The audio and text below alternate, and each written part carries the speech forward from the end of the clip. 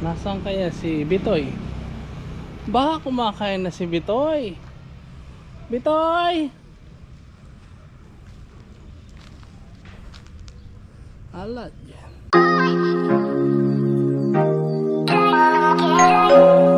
Hinihingal pa rin pero lumalaban. Ayun, maganda. Ibig sabihin tumalab na ang ating gamot na sinaksak sa kanya. Ayos. Ayos. Nagutom siya. Si Bitoy ay 2 months old pa lang siya, no? Sobrang bata pa niya para magkasakit. Hindi mo talaga aalalayan na inapang restriction niya.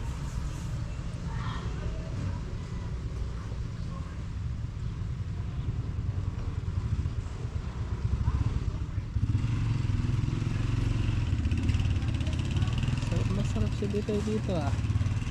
Bitoy! Bitoy! Ah! So wala na yung sipon, no guys, lumabas na lahat. Nakakaingan na siya.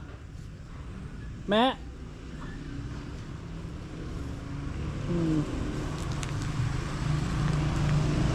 Medyo gumilas-gilas na siya ng konti. Magpagaling ka Bitoy para sama ka na sa team.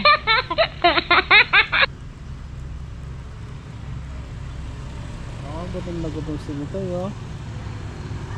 Halos magpuputin siya hindi kumakain. Gawa ng may nararamdaman siya. Ano? So, good news to guys. Bumaban si Bitoy. Yan, sayang naman kasi kung hindi natin gagamutin eh. Talagang payat na pumayat siya, oh. Yung may legs niya. Na!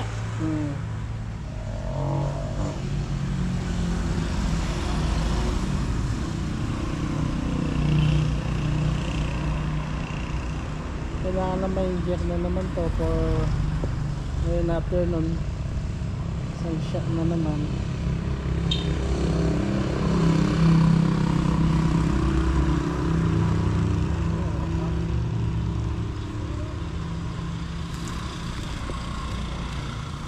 Bitoy, nakalabang ka ha. Yan naman ang pit niya.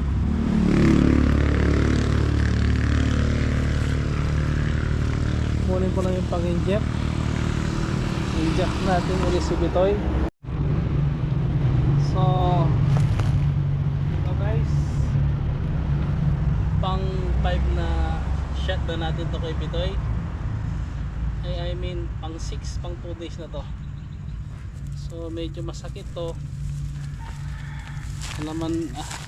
Parang alam na niya. Parang alam na niya malakad siya. Yan. So kailangan natin puruan din.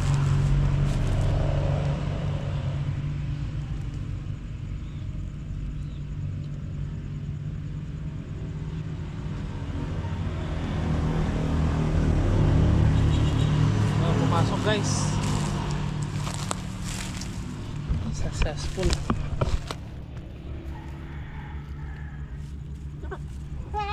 Medyo masakit. Gamot yan. Napaigas. Sakit to guys. Talagang masakit.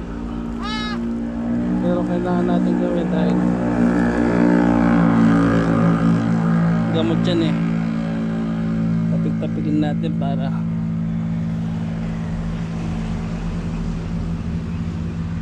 hindi niya masyado maramdaman.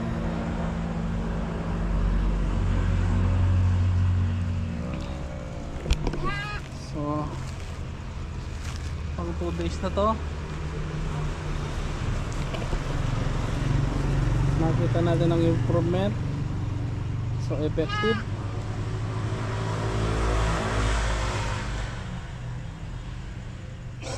Effective yung ini-inject natin sa kanya guys. So good news, nakakabawi na siya, nakakatayo.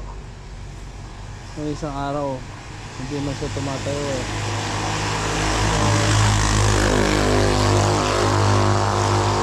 Malaking difference talaga.